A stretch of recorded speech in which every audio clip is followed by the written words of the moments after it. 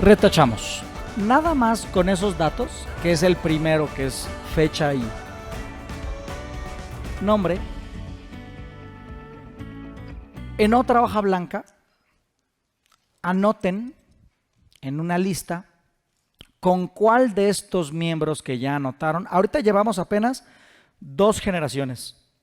La primera, que son nuestros padres, y la segunda, que son abuelos paternos y maternos. Nada más con estas 2 generaciones, en una hojita apunten quién tiene afinidad transgeneracional con ustedes, o más bien ustedes con quién la tienen.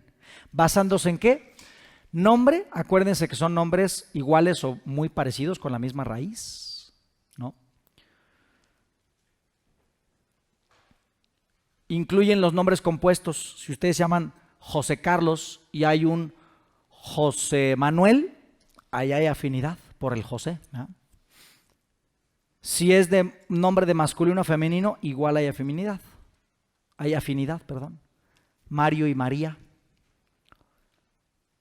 Y recordemos que hay 3 fechas: nacimiento, concepción y muerte.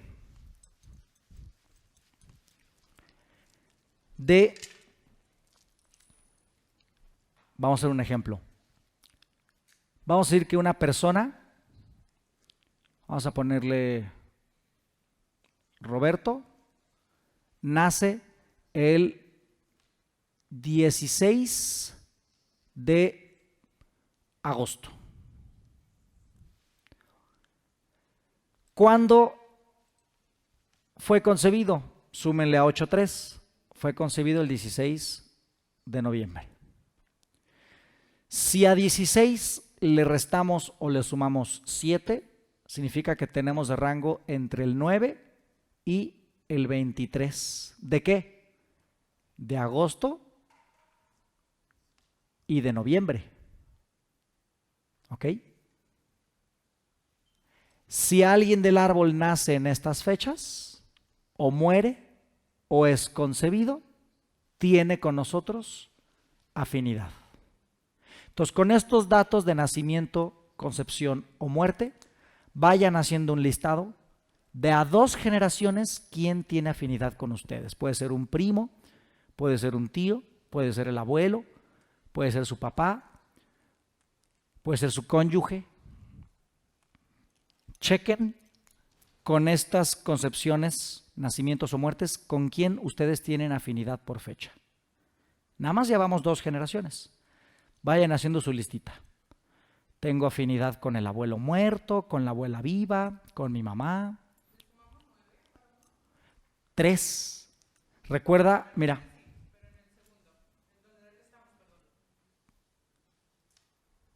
¿De concepción? Ahí te va. Si la fecha es el 16, réstale 7. 16 menos 7, 9. Súmale 7, da 23. Entre el 9 y el 23 de agosto, entre el 9 y el 23 de noviembre, allá hay afinidad. Todos hagan su lista de con quién tienen afinidad.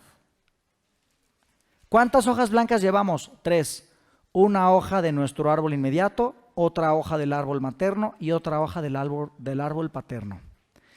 Hasta ahorita solamente llevamos 2 generaciones y llevamos solamente 2 patrones de afinidad, que es nombre y fecha.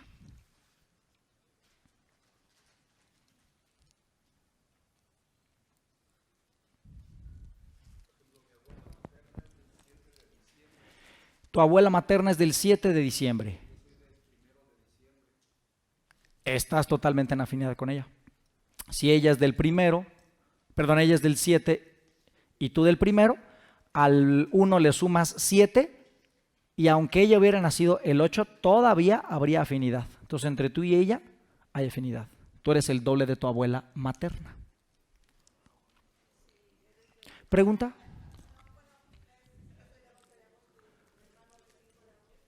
Tú eres del 11 de agosto, igual que mi madre, y tu hermano es del 5 de agosto. Ustedes 2 son gemelos simbólicos.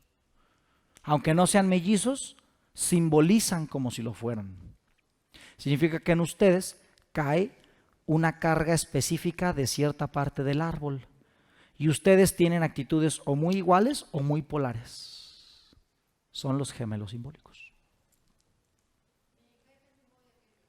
Tu hija es del mismo día que tú, de nacimiento. ¿Qué pasó ahí?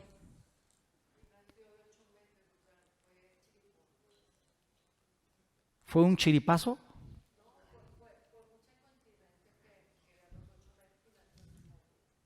Mira, ella le tocaba nacer un mes después, pero eligió ser ochomesina para coincidir con tu fecha. La pregunta interesante sería, ¿quién decidió que naciera de 8 meses? ¿Ella o tú? ¿Cuál inconsciente? Te voy a decir qué pasa. A eso le llamamos la clonación.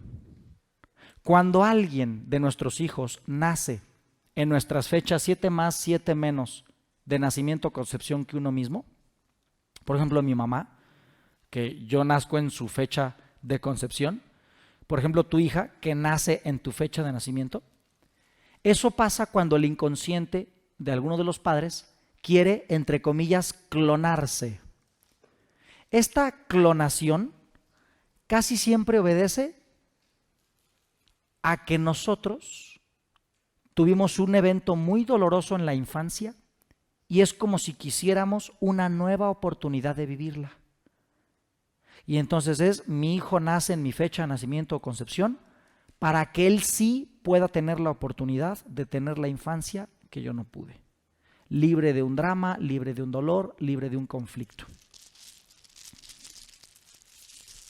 Yo he conocido parejas donde un niño nace en la fecha del padre y el otro niño nace en la fecha de la madre. Y es como si la pareja se hubiera unido para los dos clonarse y revivir una nueva infancia. Y luego les pone el mismo nombre. No, hombre, eso sí ya. ¿Cómo le doy en la madre? Ya sé. Pero todo es el inconsciente. Ahí habría que ver, tú y tu hija, qué comparten. Ella, qué emula de ti.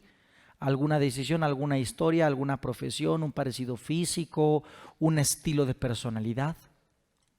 Y esta información tú tendrías que platicársela a ella para que ella tome conciencia que es tu doble y diga, ok, entonces el que yo nazca en su fecha de nacimiento sí hace que yo cargue inconscientemente patrones de mi madre y que ella los comience a buscar. ¿De qué forma yo imito a mi mamá? ¿De qué forma soy igual que ella? ¿De qué forma elijo como ella? En cuanto caiga en cuenta, va a haber muchas pulsiones que ella tiene que van a deshacerse. Y no porque lo que tú hagas sea malo, sino para que ella libere su futuro. Exactamente. Que no repita historias que no sabe que está repitiendo. Estaría muy interesante ver la elección de pareja. ¿Qué edad tiene? Tu hija tiene, pues ¿cuántos tienes tú? Tu hija tiene 41. Algo muy interesante sería ver las elecciones de pareja que ella ha tenido. Si tiene algún tipo de relación con las elecciones de pareja que tú has tenido. ¿Ella tiene hijos? Sería interesante también ver las fechas de tus nietos de ella para ver qué relación tienen con las fechas de tus propios hijos.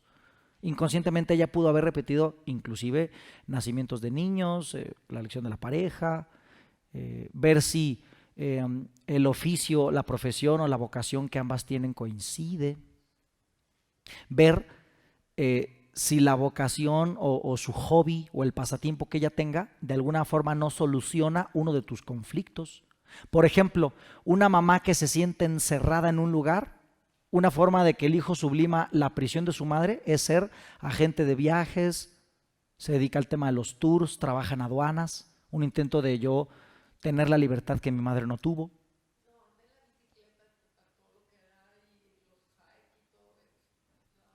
Ella anda en la bici y en los cerros. ¿Tú alguna vez hiciste eso? ¿Tú alguna vez hiciste eso? Hasta ahorita que ella te jala. Habría que ver si eso es un deseo personal de ella o tal vez compensa algo tuyo. De la listita que hicieron de afinidades, ahora vamos a sumar otro ejercicio. Vamos a ver las afinidades por línea cardinal, mutable y fija. Recuerden esta tablita.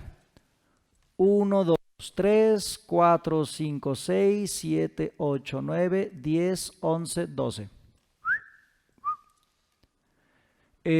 Ian, ¿cuál es tu fecha de nacimiento? Octubre. 29. Entonces, más 7, tendrías hasta más o menos por ahí del 5 del mes siguiente y el 22. Significa que entre el 22 y el 5 del siguiente mes, tú tendrías afinidad con las personas que nazcan entre el 22 de julio y el 5 de agosto, entre el 22 de abril y el 5 de mayo, y entre el 22 de enero y el 5 de febrero. Evidentemente, tu primera y más afinidad sería con la persona que naciera entre el 22 de enero y 5 de febrero, porque esa es tu fecha de concepción. A octubre le sumas 3, te da enero. Significa que en los primeros días de enero te concibieron. Igual y en la peda de Año Nuevo. Entonces, con quien más tendrías afinidad sería con este, porque aquí es la fecha de concepción. Pero también hay afinidad entre el 22 de abril y el 5 de mayo. Y también tendrías afinidad entre el 22 de julio y el 5 de agosto. Checa, Ian, en esos rangos de fecha, de nuevo, en tu árbol, quién tiene esas fechas. Todos igual. Chequen por esta línea de afinidad. Ya vimos la más básica, que es nacimiento, concepción o muerte. Ahora vamos a checar este factor, que es la afinidad de los cardinales, los fijos o los mutables. Chequen una vez más su árbol en este nuevo rango de fechas, quién coincide. Rubén, ¿cuál es tu fecha de nacimiento? 20 de enero. Significa que tú estás en esta línea, igual que la de Ian. Si le sumas 3, pues obviamente entre el 13 y el 27 de abril son los de tu concepción. Esos ya los estuviste revisando. Pero ahora revisa entre el 13 y el 27 de julio y entre el 13 y el 27 de diciembre. Estos dos nuevos rangos, vuélvelos a checar en tus fechas, a ver con quién hay también esa afinidad. Y así todos. Perdóname. Mutable. Cardinal, fijo y mutable. Son términos astrológicos.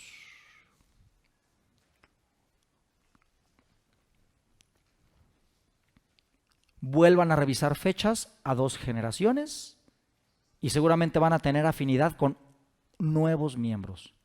Esta afinidad de línea no es tan poderosa como la de fechas de nacimiento, muerte y concepción, pero algo hay, algo hay.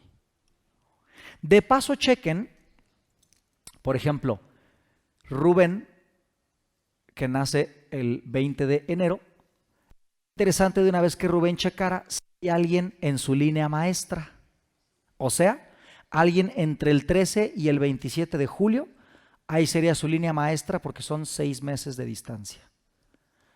Significa que si hay alguien ahí entre el 13 y 27 de julio, posiblemente haya un ancestro o un pariente con una lección importante para Rubén. ¿Ok? Entonces todos chequen estas afinidades y si encuentran una línea maestra, de una vez apunten con quién.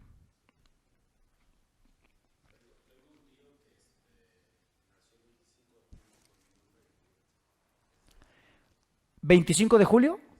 ¿Cómo se llama ese tío? Y se llama Rubén. Él tiene una línea maestra. Significa que estaría muy interesante, Rubén, que cheques de tu tío Rubén cosas de su historia. Alguien que haya sido su más cercano, tanto alguien de tu familia como alguien de sus cuates, si es que puedes ubicar todavía uno, y que les preguntes qué hacía, problemas fuertes, cómo lo superó, situaciones financieras, de pareja, que te enteres de chismes, porque ahí hay una enseñanza especial para ti. 19 años. ¿Ok? De los tíos, ¿quién habrá sido el más cercano a él? Tu papá. Pregúntale a tu papá, oye, pa, ¿cuántos años se llevan el tío Rubén y tu papá? 2, 3. Uy, estos eran bien cercanos.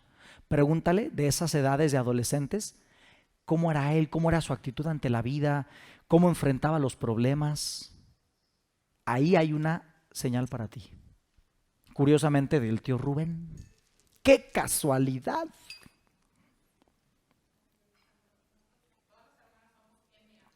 Todas las hermanas son Marías. ¿Ok?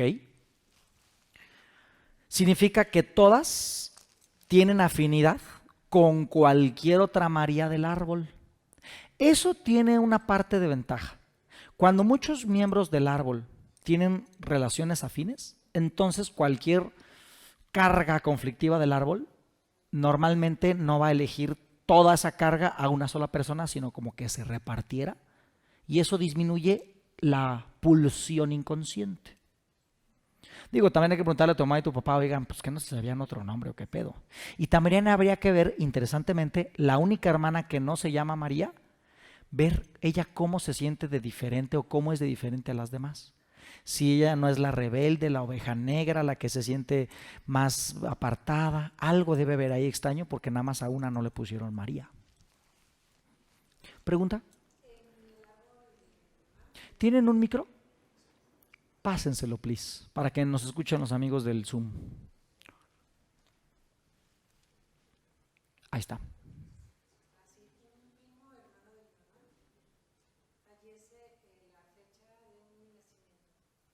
¿Tú ya estabas nacida? ¿Tú eres la heredera? ¿Es primo de tu mamá? ¿Qué edad tenías? ¿Te acuerdas? ¿Eras bebé, niñita?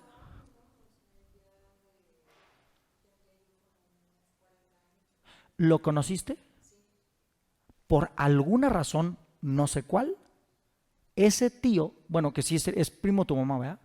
Ese tío algo vio en ti, no sé qué o cómo o cuándo, que dijo en su inconsciente, ella va a poder terminar lo que yo no pude y merece los dones que yo desarrollé. Tú por alguna razón eres su heredera universal y si tú ya tienes 40, seguramente tuvieron varias ocasiones de compartir tiempo, algo vio en ti que te dejó su paquete.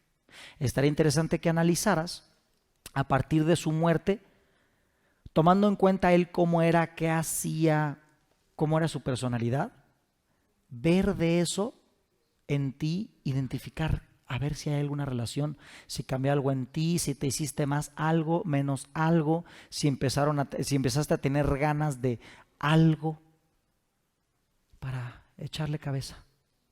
Si no llega nada, el domingo les voy a decir varios protocolos de preguntas abiertas con rastreo y con el tarot para ver si hay algo ahí más específico que no nos llegue de forma consciente. Pero tú eres la heredera de él, definitivamente.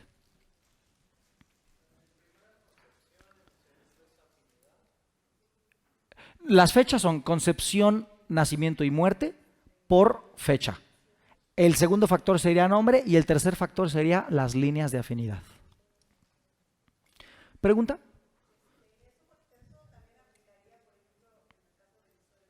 ¿Eso aplicaría en el caso de tu suegra? ¿Tu suegra qué?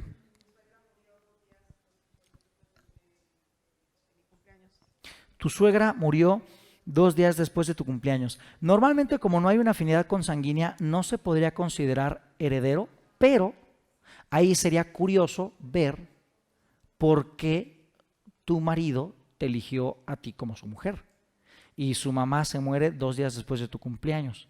Significa que en el inconsciente de tu marido, o sea, en su mente inconsciente, ¿ah?, debe haber algo que él de alguna forma relacionaba a su mamá contigo por alguna situación y sería interesante buscar qué, ver en qué coincidían tú y tu suegra fallecida, si en alguna otra fecha además de la muerte, nombre, algún hábito, alguna forma de ser.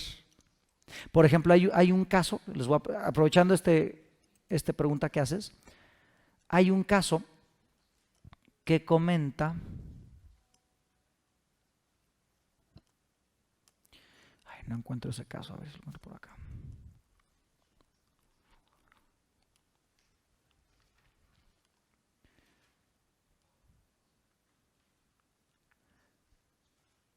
no lo encuentro con datos exactos. Si no los encuentro exactos, me los invento. Es un caso de un hombre.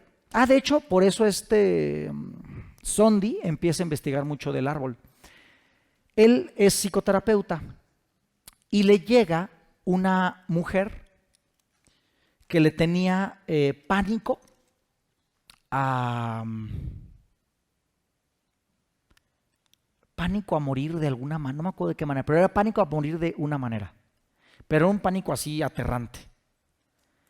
Y entonces dice, este caso me recuerda mucho a un caso que tuve hace muchos años. Era una mujer muy similar a ella que tenía un pánico exactamente igual a esa misma cosa. ¿Cómo te llamas? No, pues tal. Ay, no coincide con el nombre de esa paciente. Pero se le queda muy clavado eso. ¿Cómo es posible que después de tantos años parezca una paciente casi exactamente igual? Y buscando, le pregunta a ella, a ver, ¿cómo? ¿Estás casada? Sí, ¿cómo se llama tu marido? Tal. Y dice, ese apellido sí me suena. Resulta que la que él había atendido hace muchos años por el mismo pánico era la mamá ya muerta del marido de esta mujer. Se muere la señora y al poco tiempo el marido se casa con esta chica. Y esta chica después de unos años desarrolla ese pánico. Ambas mujeres tenían en su historia situaciones que las llevaban a ese miedo. ¿Cómo sabía el hijo que su mujer iba a desarrollar un pánico igual al de su madre? Su mente inconsciente. Y entonces de alguna manera él reparó la ausencia de su madre con esta nueva mujer, que después terminaron coincidiendo en la misma fobia. Y a partir de esto, este cuate empieza a investigar un montón de cosas. Entonces nosotros elegimos parejas inconscientemente que después revelan información a la mente consciente. Por eso de verdad es bien interesante checar las fechas del cónyuge, porque ahí vemos que, algo estaba ahí reparando. ¿Le pasan el micro a Alia? ¿Tú tienes una pregunta? O sea, de lo que decía mi hermana Sí. es o sea, ¿Tú eres el hermano? Sí. Miren. O sea, lo que decía mi hermana, o sea, por ejemplo, su suegra murió 2 días después de su cumpleaños.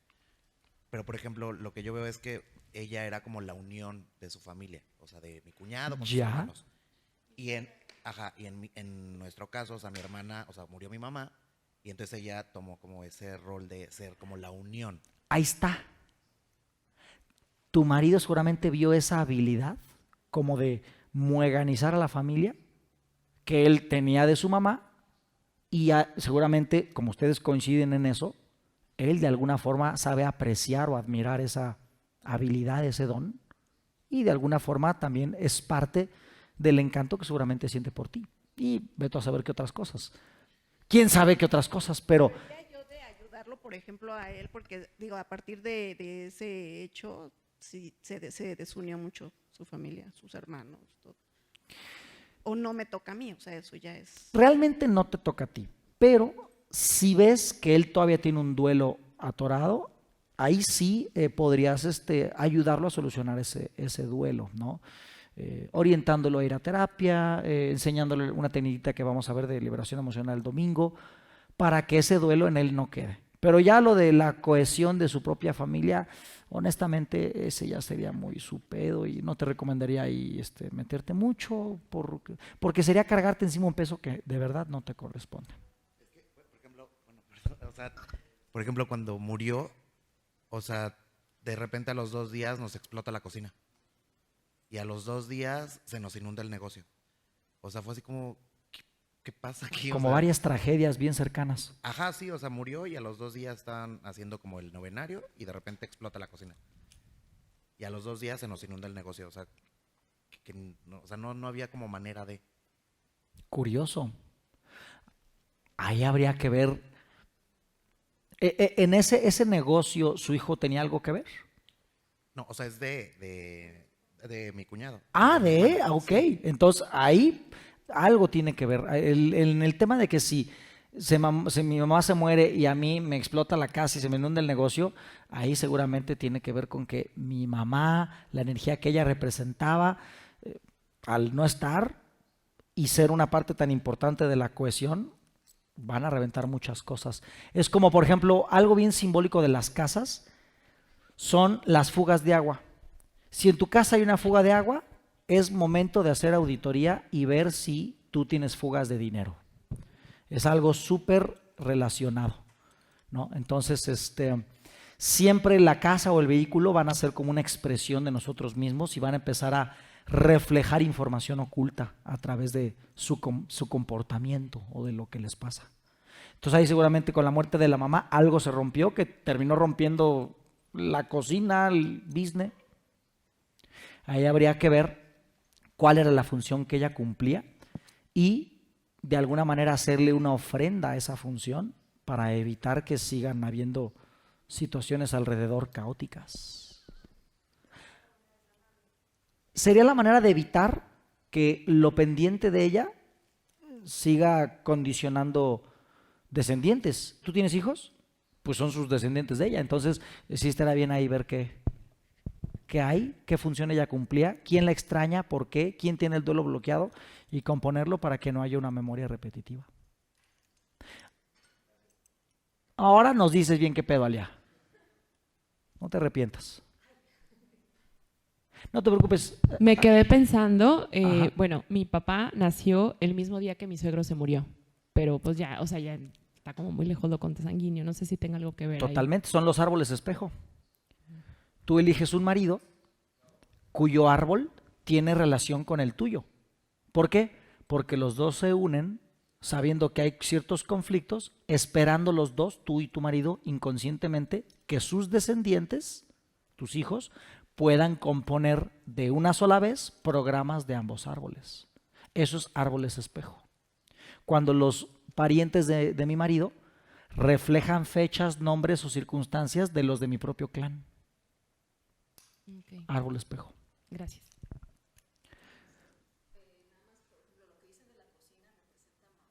La cocina representa a mamá, fíjate. Claro, donde la mamá nutre, cuida. Fíjate, Elvia aporta que la cocina representa a mamá, entonces ahí está la relación, se incendia la cocina. Bueno, ¿ya hicieron el ejercicio de ver quién coincide con la afinidad? Ok. Vamos a parar ese ejercicio ahorita. Quédense con esa listita de los miembros que son afines. Iremos añadiendo más datos, más formas de ver afinidad, más generaciones y esta lista va a ir aumentando. De mientras, hoy en la noche de tarea, busquen más información, sobre todo con la de los incisos que les dicté en la mañana, eso del tema financiero, el tema de la pareja, etcétera, etcétera. De los parientes con los que son afines, chequen quién de la familia pudiera tener información y hoy en la noche hagan llamadas para saber más de esos ancestros, porque ahí hay una información para ustedes. ¿Ok? Vamos a terminar con el glosario. Nos quedaron pendientes 2 o 3 datitos ahí muy pequeños.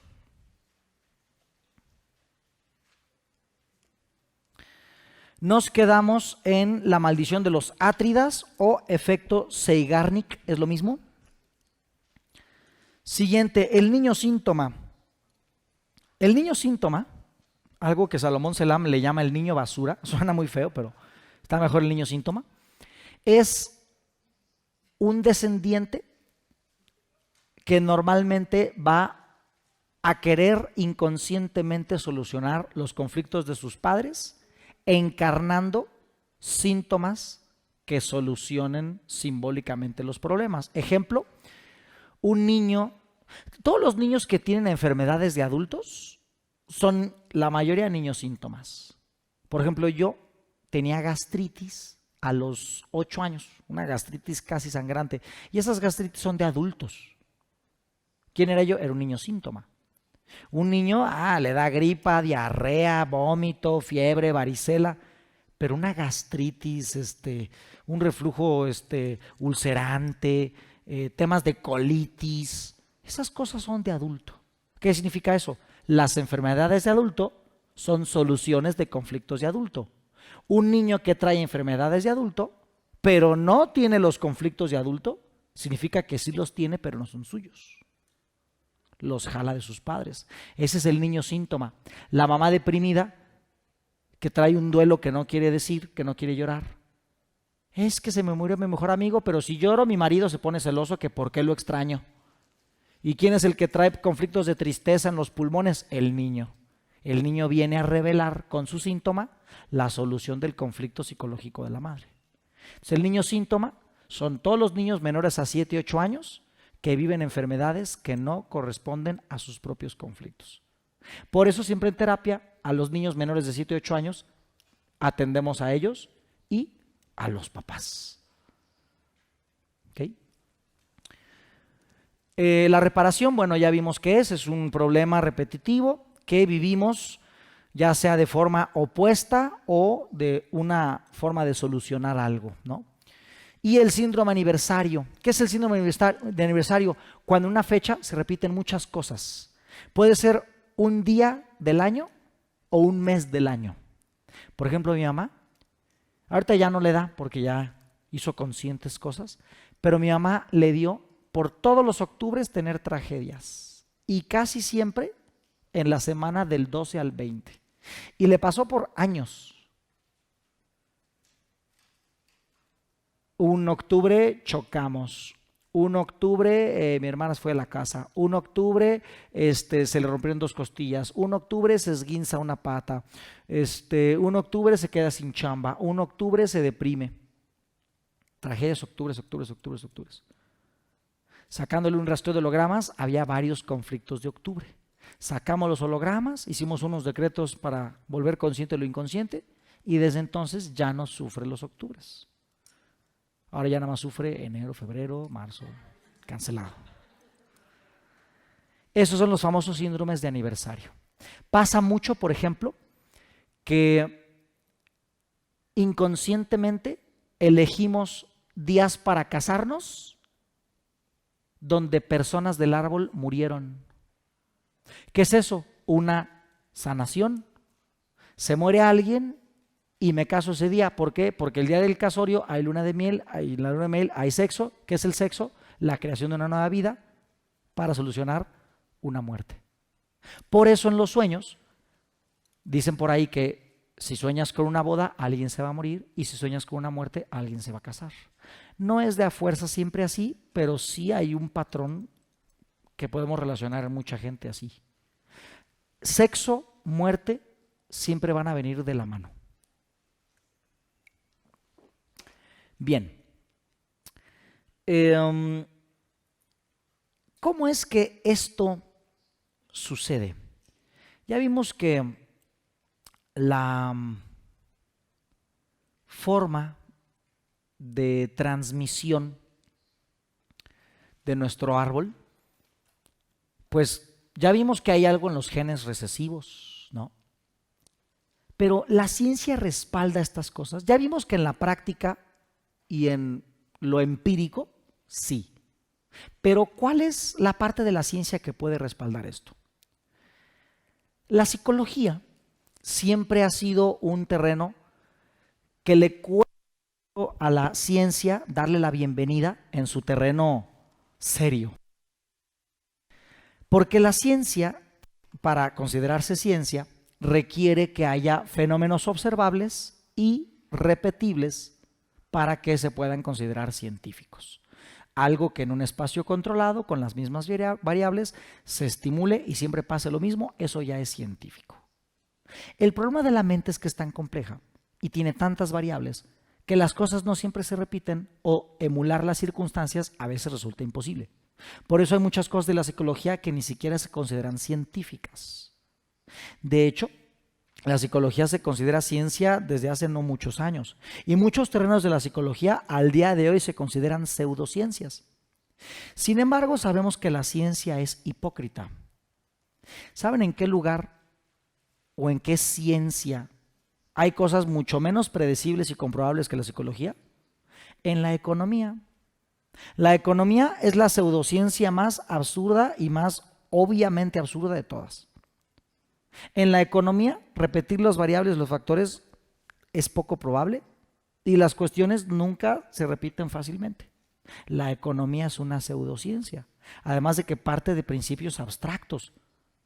El capitalismo, por ejemplo, parte de ideas preconcebidas de cómo es la personalidad del ser humano. Y en la libertad, que es un concepto abstracto. Y un montón de cosas que tienen que ver con garantías relativas. Entonces, ¿qué es la economía? Es una pseudociencia. Pero hoy se considera tan científica que hay facultades de economía en las universidades, cuando es menos seria que la psicología. Al día de hoy, todo lo que es esto del árbol transgeneracional, las constelaciones familiares, todo eso se considera pseudociencia. Pero el problema de estas cosas es que como los terapeutas que investigan esto están más enfocados en llevarlo a la práctica para ayudar a sus pacientes que enfocados en hacer estudios de ciego, doble ciego, comprobarle la ciencia, como están más enfocados en trabajar con pacientes que en comprobar teorías, esto lleva a un paso lento en el reconocimiento oficial de la ciencia. En algún momento se dará cuando sea obvio e inevitablemente negable. Pero sí hay otra ciencia que respalda esto, y es la física de las pequeñas cosas, o sea, la mecánica cuántica. De entrada, antes de irnos a los átomos, vayámonos un poquito a los genes, que son más grandes que los átomos. En los genes hay una ciencia llamada epigenética. Epi significa al final de. La epigenética dice que los genes dependen de algo que se llama metilación. La metilación es cuando una molécula que se llama grupo metilo se le pega a un gen y este gen ahora sí se expresa. ¿Qué es que se exprese? Que la célula lea ese gen y ejecute su instrucción. Por ejemplo, ¿han visto que hay personas que dicen, es que el cabello me crece bien lento? ¿Qué es eso? Es una expresión genética. En tus genes hay una instrucción en donde la construcción de cabello es más lenta o más rápida. Si el cabello te crece lento, es una expresión genética. Si te inflas, si retienes líquidos, si acumulas mucha grasa, si te da vitiligo, si te da un tumor, ¿qué es eso? Son expresiones genéticas. Muchos tenemos los genes de la diabetes, pero no todos tenemos diabetes. ¿Quién sí? A quien se le expresó el gen diabético, porque ahí entró un grupo metilo. Entonces, el hecho de que un gen lo tengas o no, decide expresarse y generar algo en tu cuerpo, o no expresarse y siempre quedar ahí como una información que estaba pero nunca se vio, eso se llama epigenética. Epi al final. ¿Qué significa eso? Si al final el gen se leyó o no se leyó. Los seres humanos tenemos 25,000 genes aproximadamente. O sea, tenemos un libro de 25,000 páginas. Pero en este libro no todas las páginas son leídas. Solamente la página donde el grupo metilo, como si en los libritos ven que hay una tirita donde separas la página, esa tirita es el grupo metilo. Si esa tirita encaja en la página, la célula abre el libro ahí y lee lo que dice. Si la tirita no se mete, esa página, la célula la pasa y nunca lee lo que hay ahí. ¿Quién es el que ordena que el grupo metilo se pegue al gen y se exprese? La psiquis. Y esto lo descubre un citólogo llamado Bruce Lipton. Bruce Lipton, que tiene un libro que se llama La biología de la creencia. ¿Qué es una creencia? Es un fenómeno psicológico. ¿Qué es la biología? Un fenómeno orgánico. En este libro, él dice, todos creen que el cerebro de la célula son los genes, pero no son el cerebro, son el libro de instrucciones. El cerebro de la célula es la membrana celular. Y la membrana celular o la piel de la célula es la que decide si un gen se expresa o no. ¿Y de qué depende que la membrana celular tome esas decisiones? Del medio afuera de la célula y del medio interno de la célula. Si yo soy la célula, este es el medio externo y este es el medio interno. ¿Qué es lo que conecta el medio externo con el medio interno? La membrana. ¿Qué es lo que la membrana, qué cosa de la membrana permite paso? Una cosa que se llama electricidad. La electricidad hace que las compuertas se abran o se cierren. Y si las compuertas se abran o se cierren, entonces hay una química que se comparte. Esa química, al compartirse, es la que genera la activación de los genes. ¿Cuál es la clave? La electricidad.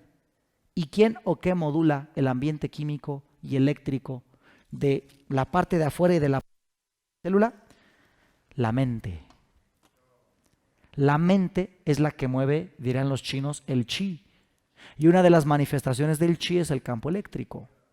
La energía sigue al pensamiento. ¿Cuál energía? Eléctrica. ¿Cuál pensamiento? El tuyo.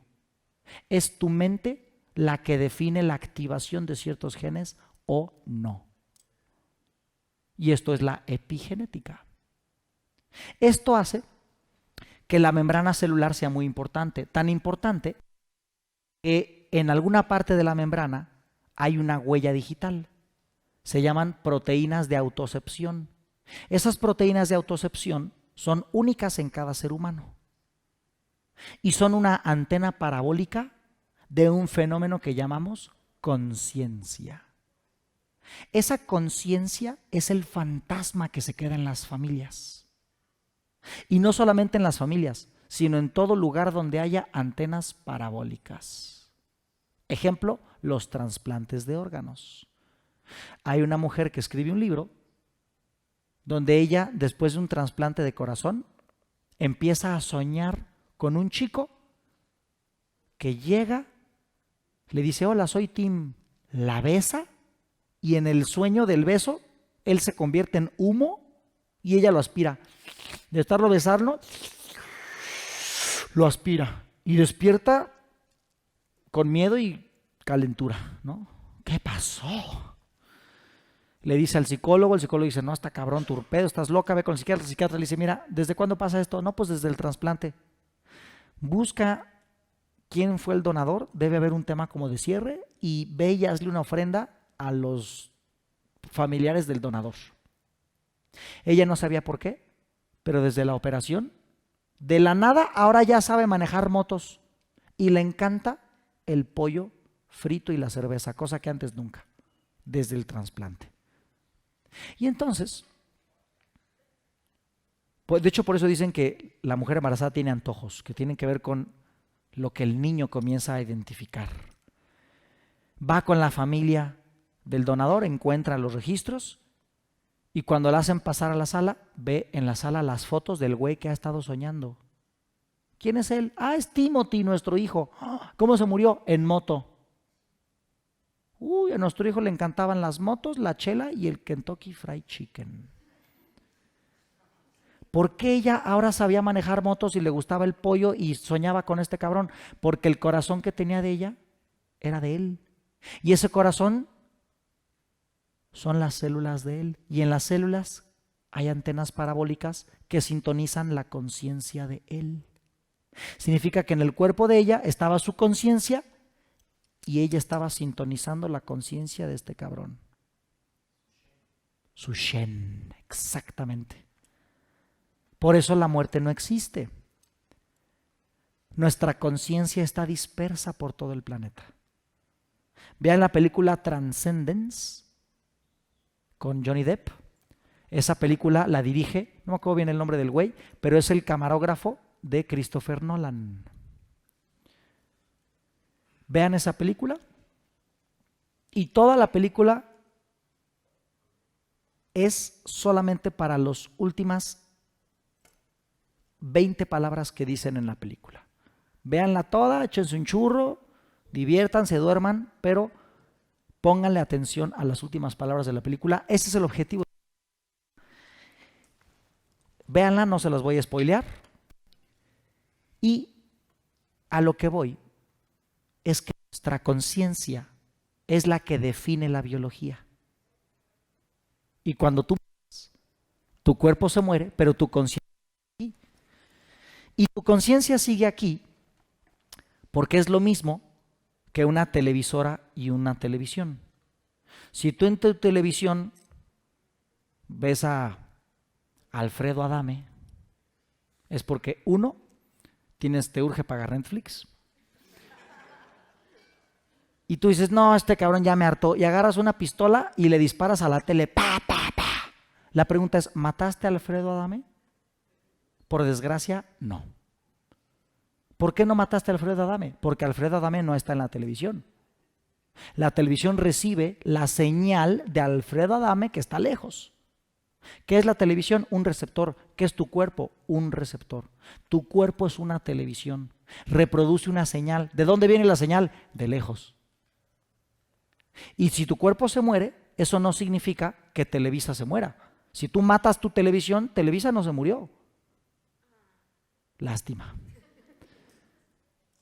Se muere el receptor. Por eso se muere alguien en el árbol y se murió su cuerpo. Pero esa conciencia, ese fantôme, como le dicen en francés, ese fantasma, sigue ahí. Su conciencia, su memoria está aquí en el ambiente, cabrón. ¿Y dónde tiene afinidad esa memoria, ese fantasma? Tiene afinidad genética con las personas que genéticamente se le parecen. En los genes dominantes por parecido o recesivos por historias. Entonces la epigenética logra explicar cómo vamos traspasando información transgeneracional. Ahora, dentro ya de las cosas más pequeñas, nos vamos a los átomos. En los átomos, varios científicos descubrieron un mecanismo llamado entrelazamiento cuántico. Partículas que fueron del mismo átomo, si las separan, lo que le hagas a una partícula, la otra lo va a sentir. Empecemos con lo grande que es el ADN. Evan Baxter, un cuate financiado por los Estados Unidos, hizo experimentos con ADN. Sabiendo que el ADN se modifica con las emociones, ¿qué hace el ADN? ¿Se enrolla o se desenrolla? ¿Se enrolla o se desenrolla? En los cromosomas, el ADN está apretado o flojo, apretado o flojo. Y lo que hace ese efecto de tuerca, ¿qué tanto el código genético está enrollado en las histonas del cromosoma? Son nuestros estados, relajación o de estrés. Relajación, estrés. Agarraron a una persona, la pusieron en un cuarto, le sacaron ADN del cachete y el ADN lo pusieron a analizarse. Y a esta persona le pusieron una televisión con imágenes de contenido emocional. Una mujer con su bebé, un paisaje y sin aviso previo, soldados disparando, gente muerta y de repente otra vez una escena tranquila y de repente una escena erótica y de repente una escena de unos niños jugando y de repente una bomba atómica. Entonces la persona con esas imágenes iba sintiendo diferentes emociones y el ADN analizado en el cuarto de al lado iba cambiando según las emociones de la persona, aunque el ADN ni siquiera estaba metido en su cuerpo. Llevaron ese ADN a un laboratorio, a el edificio de al lado. Y con las mismas imágenes en tiempo real, el ADN a un edificio de distancia seguía haciendo lo mismo. Llevaron el ADN a 300 kilómetros a otro laboratorio. Lo seguían analizando y la persona a 300 kilómetros sentía emociones y su ADN a distancia seguía haciendo lo mismo. ¿Qué significa? Que nuestro cuerpo no acaba donde acaba el cuerpo. Nuestra conciencia está conectada con todas las semillitas de nuestro cuerpo en cualquier lugar. Y es la razón por la cual las mamás sienten presentimientos cuando a los hijos les pasan algo. Porque el hijo tiene un ADN afín al de la mamá. Y el hijo lejos le pasa algo y la mamá no sabe por qué, pero está cocinando de repente, ay, siente como que no sé qué. A ver, ¿dónde está? ¿No? ¿Cómo supo eso? Sus emociones del chamaco están conectados con el ADN de la mamá. Por eso cuando tú besas a alguien y compartes ADN en la saliva, puedes estar pensando en esa persona un par de días más. La traes en la cabeza. ¿Por qué? Porque una parte de su ADN y lo que vive, lo traes tú. Ahora imagínate si compartes otras cosas. pues más. El ADN, sí. ADN en otros vehículos. Entonces, la epigenética lo explica. Los experimentos de Baxter lo explican. El entrelazamiento cuántico, dos partículas del mismo átomo separadas, a una se le estimula y la otra siente la misma estimulación, lo explica. El entrelazamiento cuántico, que fue llevado al extremo cuando dos fotones los separaron, medio Estados Unidos, medio país, separados. Y lo que le hacían a uno, el otro respondía exactamente igual, como si el estímulo que le pusieran a este también se la pusieran al otro, nada más que a este no le estaban haciendo nada. Eso es una resonancia. La resonancia acústica depende de un espacio del aire vibre. Si tú tienes un diapasón y tienes otro y a este le pegas, este empieza a vibrar aunque no le hayas pegado, porque están cerca. La resonancia tiene que ver con el aire vibrado. Pero a nivel cuántico, esta resonancia ni siquiera necesita un espacio. A nivel cuántico el espacio no existe. Lo que estimules a una parte del sistema, la otra parte del sistema la siente exactamente igual. Por lo tanto, no importa que ya nadie hable del pariente que todos dicen que es inmoral o hereje. Ese familiar, por más que se vaya, por más que se muera, sigue entrelazado cuánticamente con la familia. No importa la distancia, no importa el tiempo, no importa el espacio. Otro cuate que explica esto de las memorias familiares o transgeneracionales es Rupert Sheldrake. Rupert Sheldrake es un investigador especialista en conductas. Y hay una conducta bien extraña. Se descubre cuando colocan un ratón en un ratón en un laberinto. Y este ratón en este laberinto, para llegar al centro, donde había un queso o algo así, tarda, por decirles algo, 7 horas. Y un ratón de la misma especie, ese segundo ratón lo ponen en el laberinto y en vez de llegar en 8 horas, llega en 7. El tercer ratón llega en 6 horas. El cuarto ratón en 5. Como si cada ratón que resolviera el laberinto dejara una huella que aprendió. Y esa huella, pásame otras pilas, igual es eso. Esa huella de lo que aprendió se quedara para los siguientes ratones que comparten su ADN. Significa que cada vez que un miembro de una especie aprende algo, ese aprendizaje se queda latente para los demás.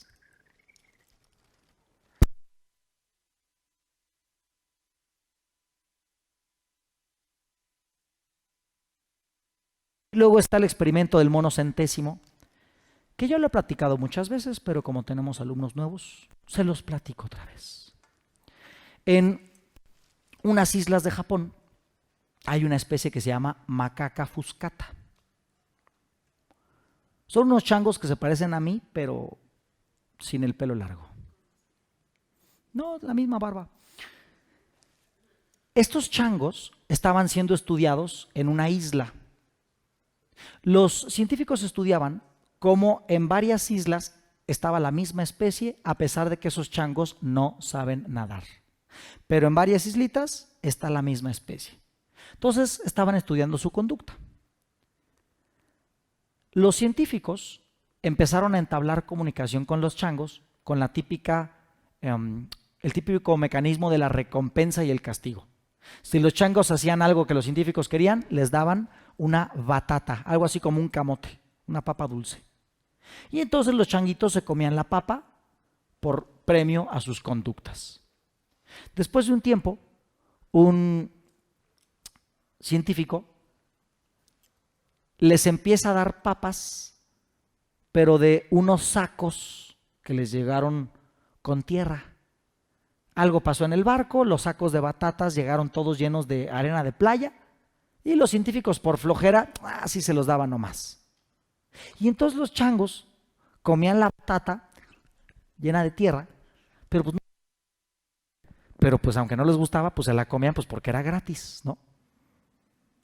Como uno cuando va a un lugar y que, oye, pero son condones del seguro, pero pues son gratis, güey. Y pues los usas para comer, de todos modos. Los cacahuates del bar, ¿no? Ya están todos manejados, pero son gratis, ¿no? Entonces los changos se comían la batata enojados porque estaba llena de tierra. Después, como de un año de experimentos, una changuita agarra la batata, se la come, no le gusta y se le ocurre ir a la playa y limpiar la batata. La enjuaga, se la come y a toda madre. En pocos meses les enseña a los otros changuitos a agarrar las batatas enterradas, limpiarlas y comérselas.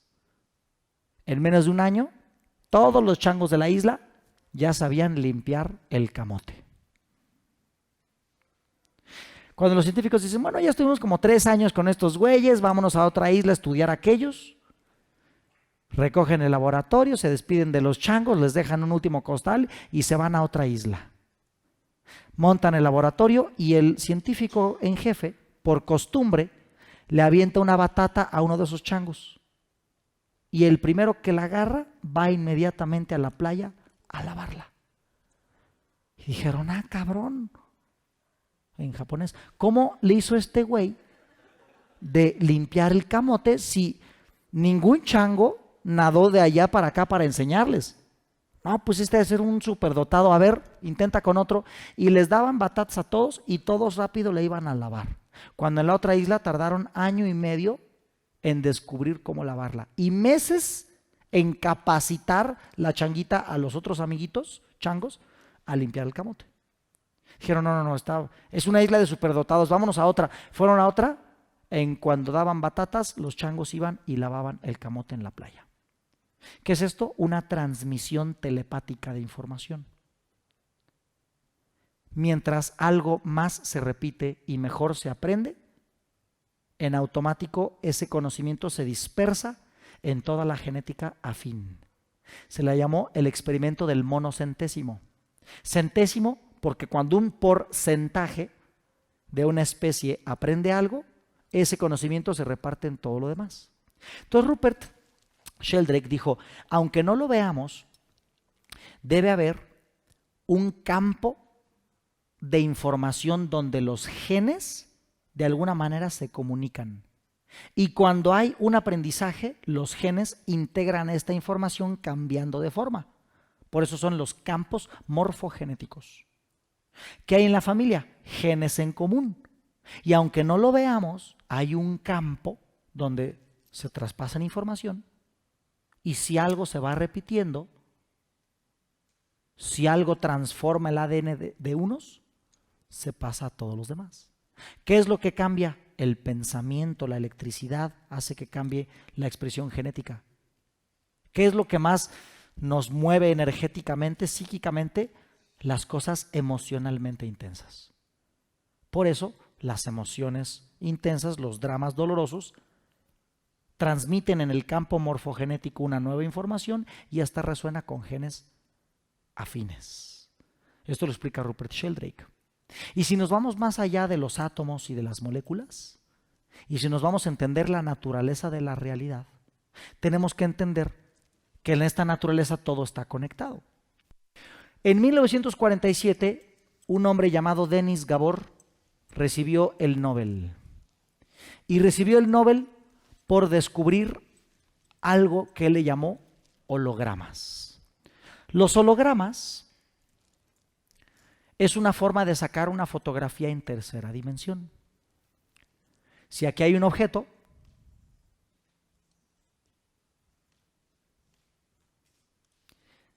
y a ese objeto, con un rayo láser, se le dispara el rayo láser y el reflejo del rayo láser, la luz que rebota, se captura en una placa sensible a la luz. Y a este objeto se le va dando la vuelta mientras esa luz que rebota va registrando todos los cambios en el perímetro del objeto y esos cambios, esa luz como rebota en diferentes ángulos y en diferentes formas, se va capturando en esta placa y al mismo tiempo a esa placa se le avienta otro haz de láser, pero en limpio, sin ningún objeto intermedio.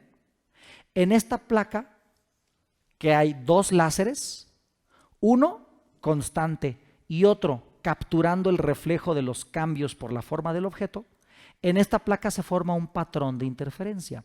Un patrón de interferencia es cuando tú avientas una piedra a un charco, otra piedra en el mismo charco y las ondas chocan.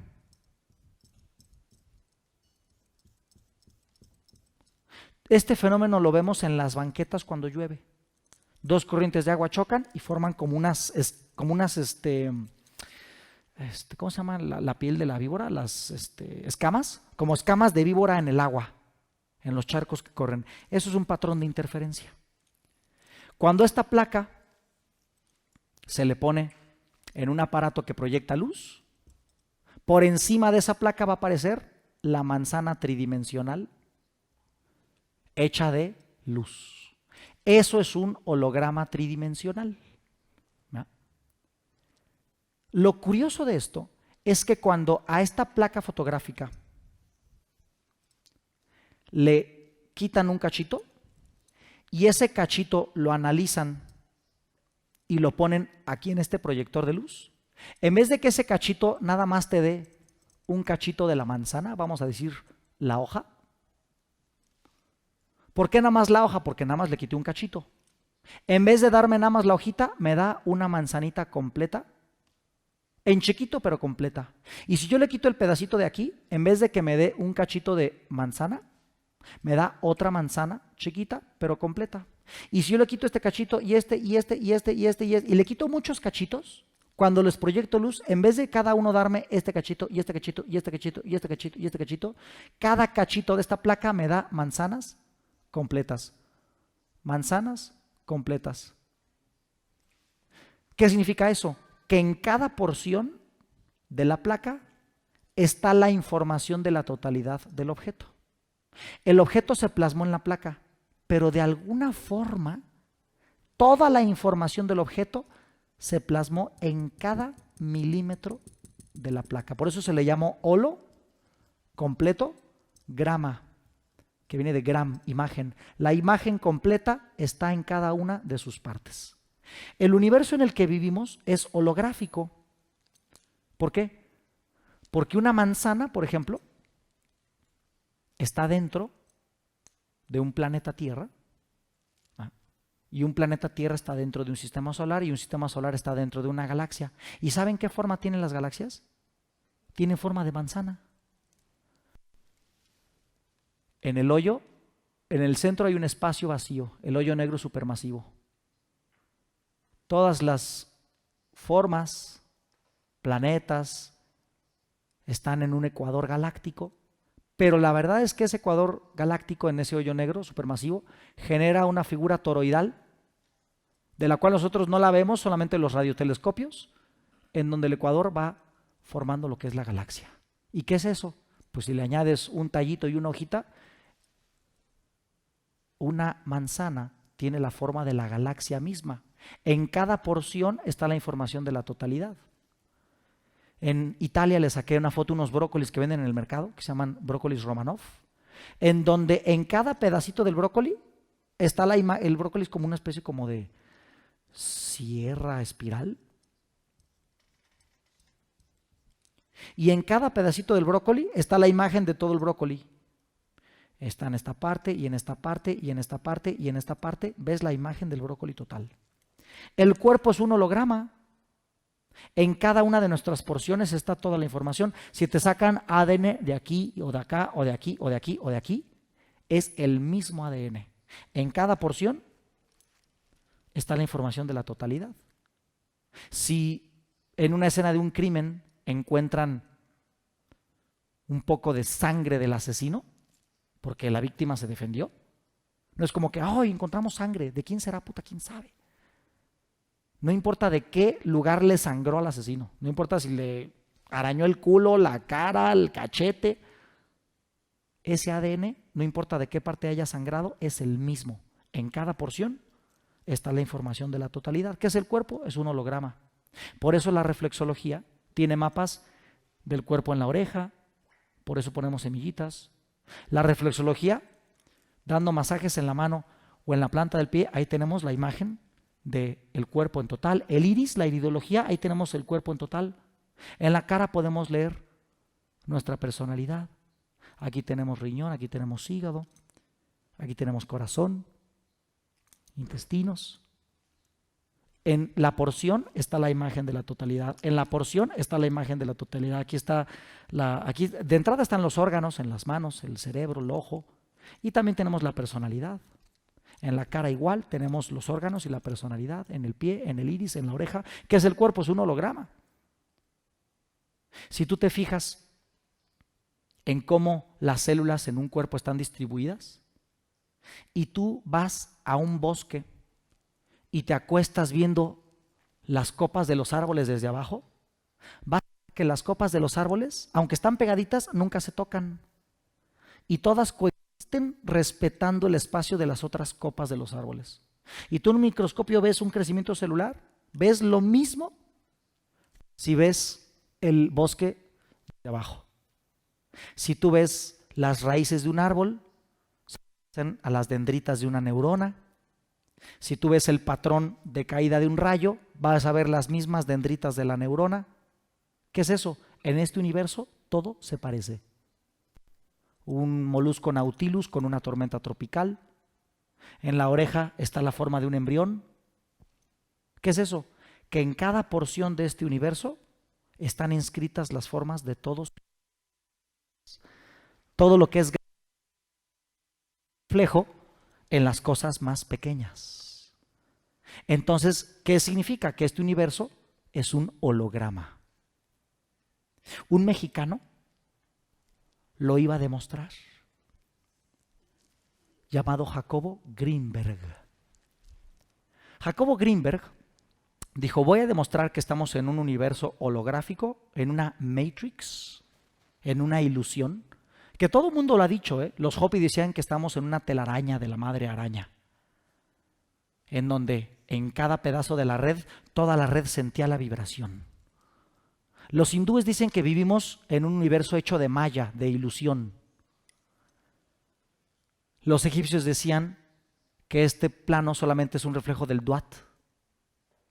Los toltecas decían que el mundo tonal, el mundo físico, es solo un eco del mundo nahual, que este es más ilusorio que el mundo del sueño o la ensoñación. Todo mundo en las culturas antiguas dicen que vivimos en un Super Nintendo. La ciencia dice: no, claro que no. Vivimos en un universo newtoniano donde para cada efecto hay una causa mecanicista y matemáticamente predictible. Eso cree la ciencia newtoniana y respaldada por la física clásica, pero en la mecánica cuántica eso no existe. En este paradigma, Greenberg dijo: voy a demostrar que aquí en México, en la UNAM, vamos a hacer un experimento de percepción viendo cómo en una universidad de la India está ocurriendo exactamente lo mismo, y voy a demostrar que tiempo y espacio son ilusiones captadas por nuestro cerebro, codificado en tiempo y en espacio. Y nosotros estamos atrapados en el tiempo y en el espacio porque nuestro cerebro ocupa tiempo y espacio. Pero esto es una pinche ilusión, esto es un sueño, y somos la imaginación de nosotros mismos. 2 días antes del experimento, Jacobo Greenberg desapareció. Y nunca nadie ha sabido qué pasó con él. Hay muchas teorías y todas apuntan a los hombres de negro. Unos dicen que traspasó un portal a otra dimensión, los más optimistas. Muchos dicen que no, que fue su vieja la que lo mató. Y los conspiranoicos decimos que seguramente pues el sistema no le convenía que este güey demostrara que este pedo... Si todo el mundo cree que esto es un sueño, ¿cuánta gente diría: si esto es un sueño y vale madre? ¿Saben qué? Entonces no tengo por qué obedecer a la religión, no tengo por qué estar de acuerdo con el sistema económico y yo puedo pensar lo que yo quiero. O sea, no le conviene al sistema gente así. en esto del paradigma holográfico, otros 2 autores explican cómo funciona esto. El primero es David Bohm, que habla del universo implicado y el universo explicado. Él decía que vivimos en un universo explicado, donde las cosas tienen cierta forma, pero esta forma obedece a un molde que está en el universo implicado. O sea que vivimos en la expresión de un molde del universo que se encuentra en algún lugar. Ese molde holográfico del universo, hay un cuate que dice que está en el Pentateuco, que es la traducción original del Viejo Testamento, encontrando el famoso código de la Biblia. Michael Drosnin se llama. Y veía cómo en la Biblia, si lo pasas a una computadora, le quitas los espacios, las puntuaciones y todo lo pones en fila de 50 caracteres, tú tecleas una palabra, esa palabra fonéticamente un software encuentra en qué parte de la Biblia se encuentra y alrededor de esa palabra hay cosas vinculadas. Tú pones holocausto y donde aparece holocausto como en sopa de letras, ahí mismo alrededor está Mussolini, Hitler, Churchill, bomba atómica, todas esas palabras en el mismo pedazo de las secciones de 50 caracteres en hebreo. Y así lo hizo con un montón de cosas. Se llama el código de la Biblia. El chiste es que vivimos en un Super Nintendo y la consola y el videojuego, más que estar en algún lugar, están en un cierto plano, en una dimensión.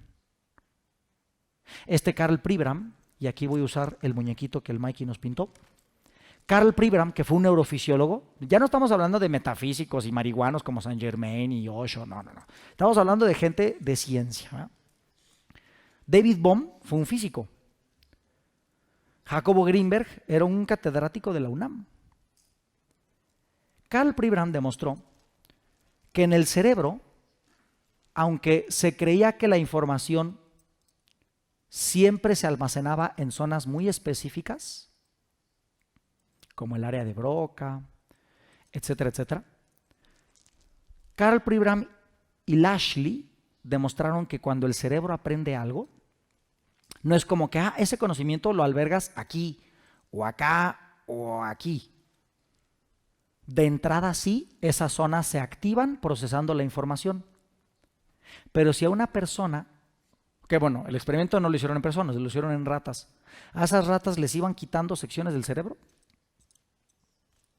Al principio la rata perdía la habilidad o el conocimiento en esa área, pero con el tiempo esa información perdida se reproducía en todo el otro espacio que no estaba perdido.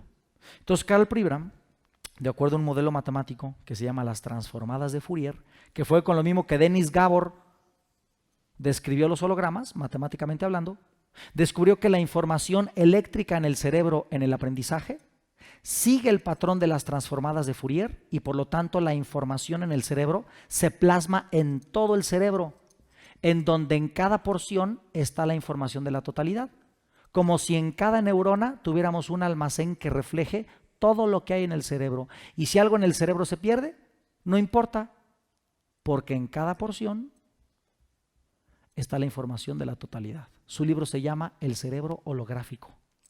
¿A qué voy con los hologramas? Que tú eres una porción de la totalidad de tu familia. Y tú como porción tienes la información de la totalidad de tus ancestros. Y tú eres un fractal del holograma de tu clan.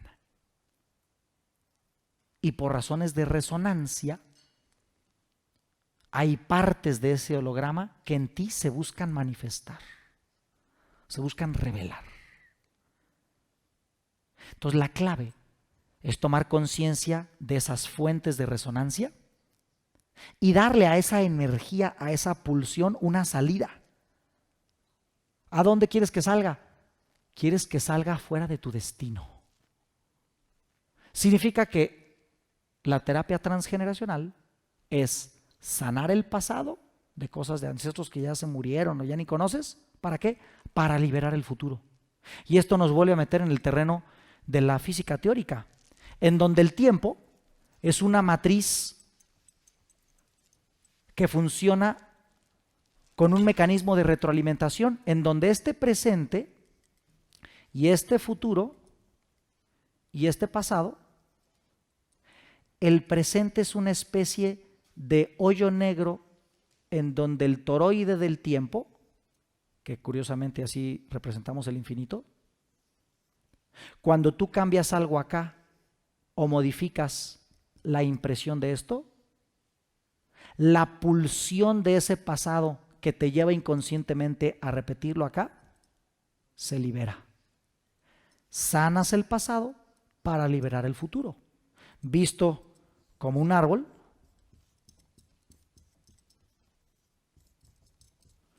si el fruto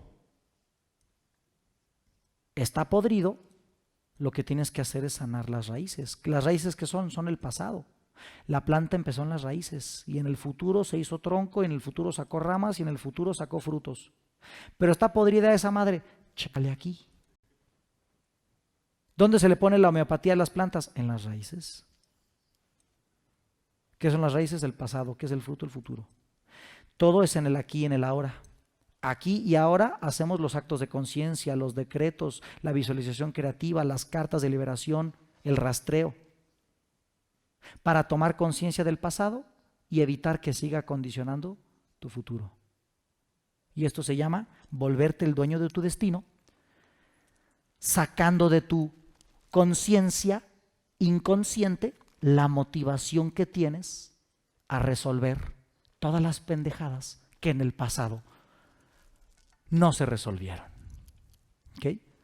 Entonces, la ciencia que explica los fenómenos que vamos a estudiar en este curso es la genética, específicamente la epigenética, y los fenómenos de la mecánica cuántica.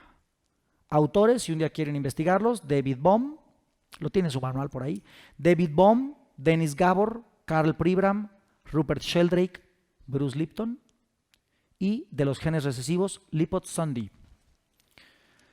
Entonces, para que les digan que esto es una pendejada, dile: no, papacito, pendejadas las que dices, las que hizo tu ancestro. Bueno, tenemos 20 minutos de clase, preguntas y respuestas. Vamos a dar 10 minutos para ustedes y 10 minutos para los del el internet. ¿Alguien de aquí tiene alguna pregunta de lo que hemos visto, de lo que no hemos visto, de lo que sea? Digo, no me salgan con que ¿en qué crees que acabe Game of Thrones? No, o sea, preguntas de aquí, pues. Ian.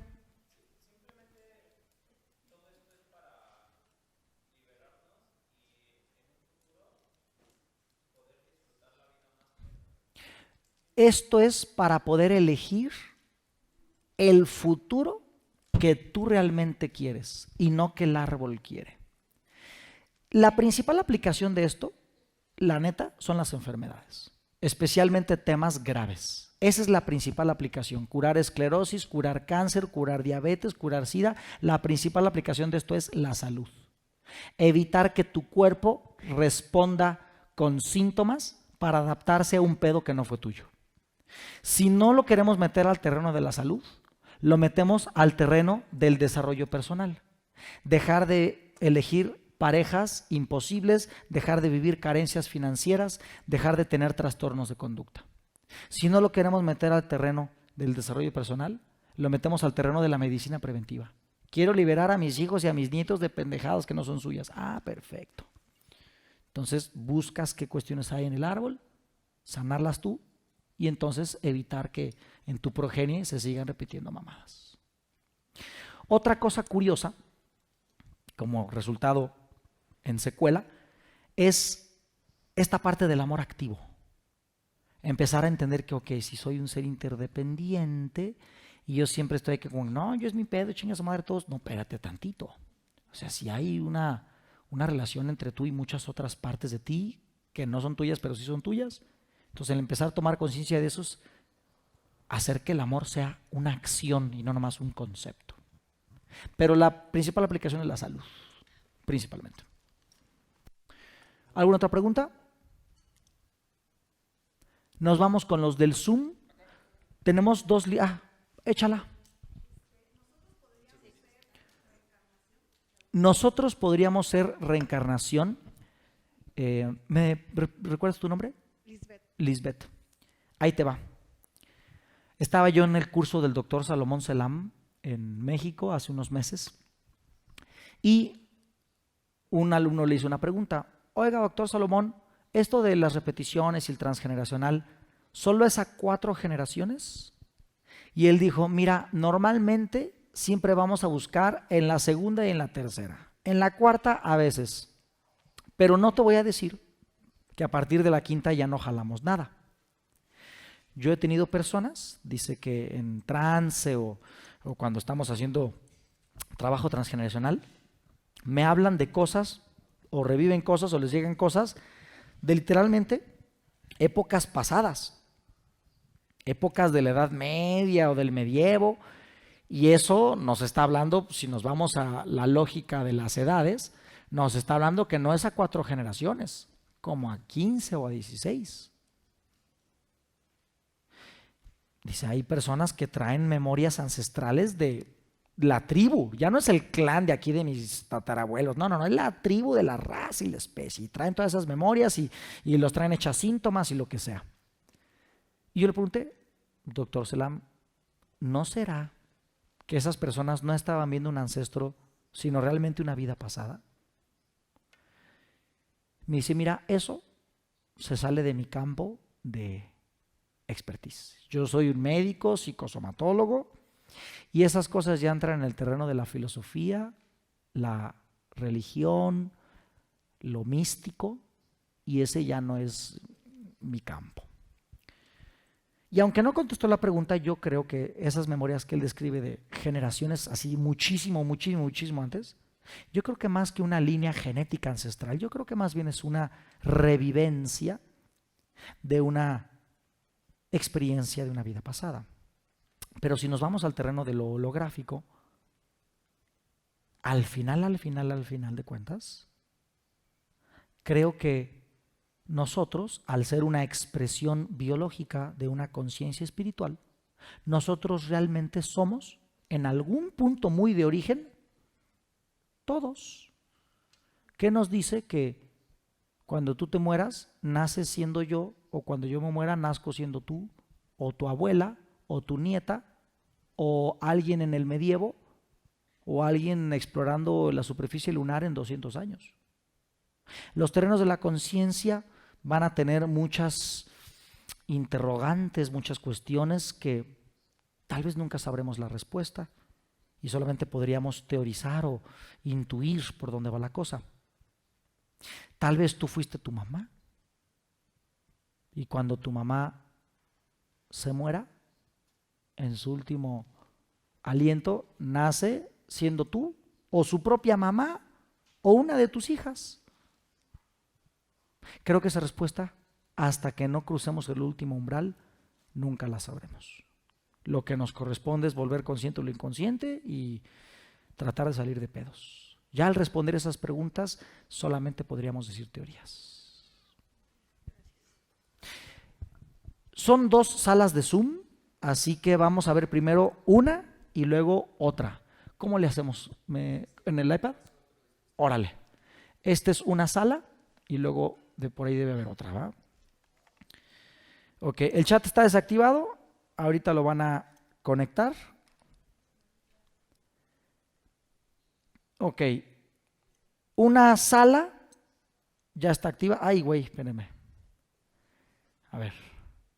Dice Gaby Hernández. Por ejemplo, en mi caso familiar, mi bisabuelita paterna, del lado de mi abuelo, nacida el 7 de marzo y tenía misión 5 en su vida. Algunas de mis primas nacieron ese día, 7 de marzo, o un día antes, también con misión 5 y 7. Yo nací un 16 de marzo, con misión 7. Mi abuela paterna nació el mismo día que nació su papá, a la misma hora, el 16 de octubre. Y bueno, me habla cosas de numerología, misión. Ahorita el tema de la numerología no lo metan mucho. Ahorita enfoquémonos en el tema de las fechas del transgeneracional. Mi familia en general tiene un patrón con el número 16 fuerte. Estudio numerología, tiene mucho sentido. Bueno, aquí no pregunta nada, nada más platica su experiencia. Muy interesante, Gaby Hernández, gracias. Cecilia Bustamante, mi fecha de nacimiento es 13 de agosto. Mi abuelo materno fallece el 3 de mayo. En mi línea de afinidad, al igual que mi abuelo paterno que fallece el 19 de febrero. ¿Qué me quiere decir mi árbol? De entrada que tienes ahí afinidad con ellos. ¿Qué más? Bueno, de entrada yo te diría, busca en sus vidas todos los incisos que vimos, cuestiones de historias de pareja, filiales, económicas, financieras. ¿Qué más te quiere decir tu árbol? Cecilia, te juro que no lo sé. Para eso tendrías tú que investigar y ya que investigues y no salga más información, te enseño a usar el tarot para que tú solita encuentres más señales. Así, ¿qué te puedo decir yo? Pues simplemente que hay afinidad. ¿Pero eso qué significa? ¡Ta madre! Vete a saber qué cosa. Porque no conozco ni sus historias ni la tuya. Por lo tanto, no tengo ni idea qué te quiere decir, pero yo creo que tú tienes más idea. Investiga sus historias y si no encuentras nada, aplícales el tarot que vamos a aplicar el domingo. Dice Sandra Navarro, ¿alguien podría preguntar en el chat de Zoom? Ya lo estás preguntando tú.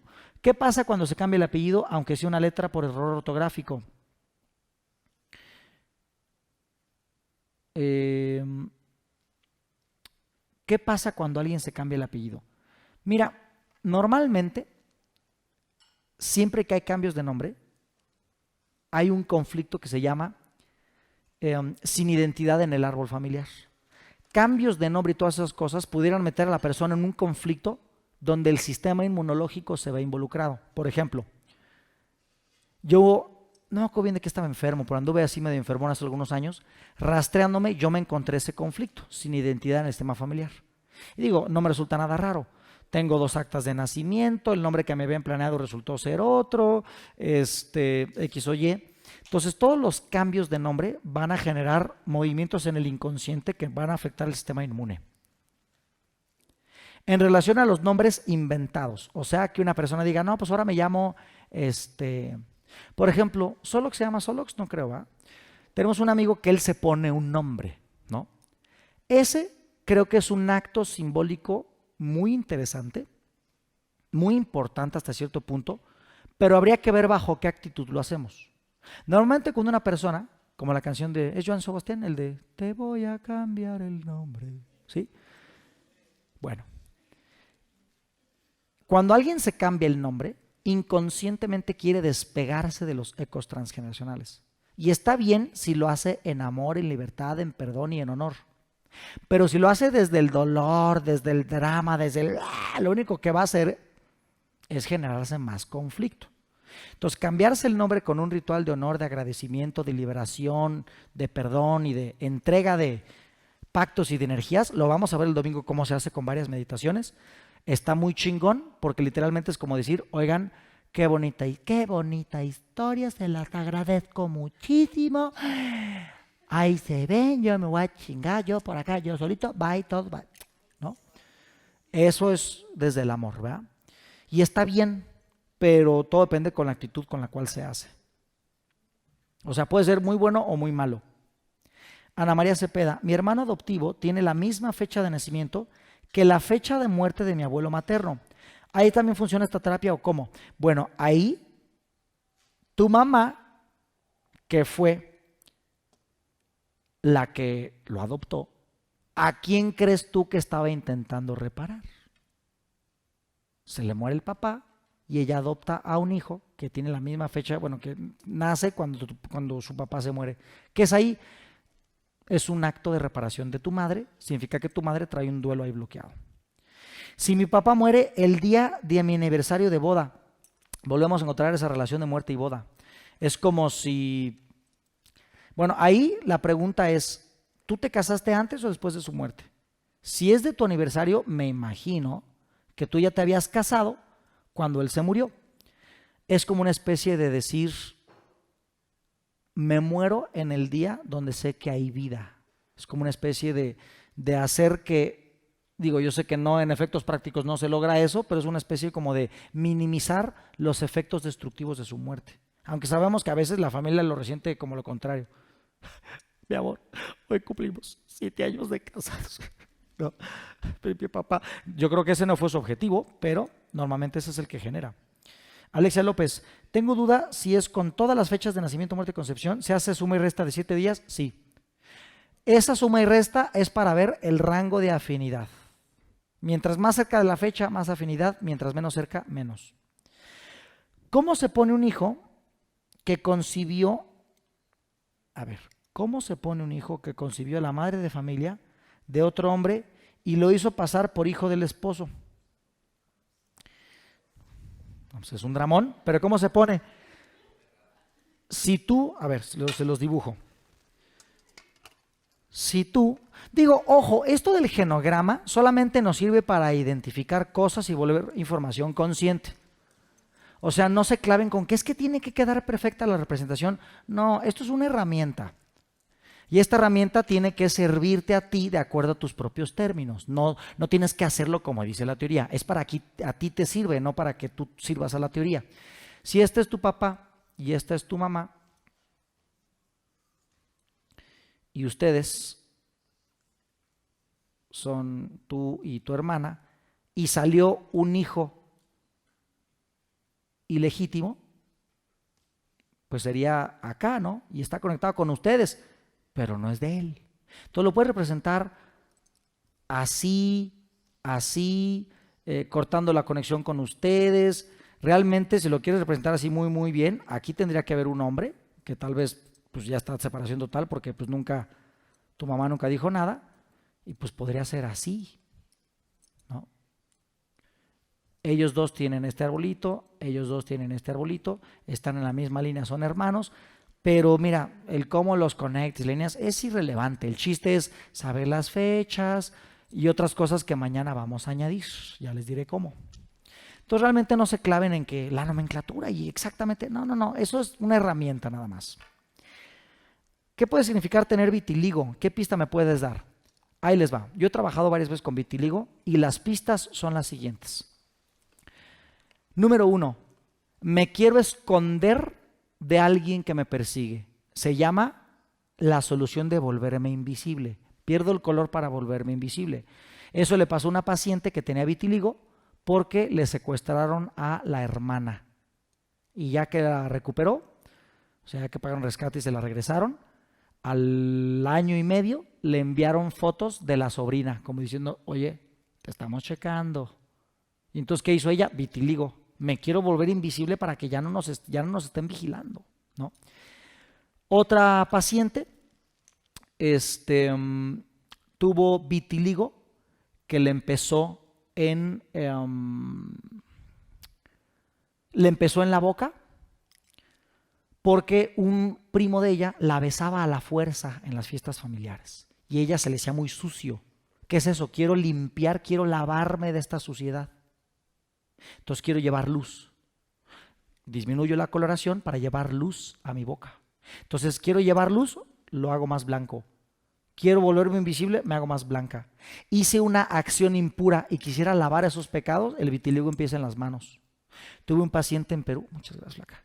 Un paciente en Perú que el vitiligo le empieza en la oreja.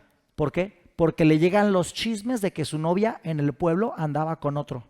Y todo el mundo sabía menos él dónde empieza el vitiligo en las orejas. Entonces normalmente tiene que ver con limpiar una suciedad, con volverse invisible, con evitar una mirada.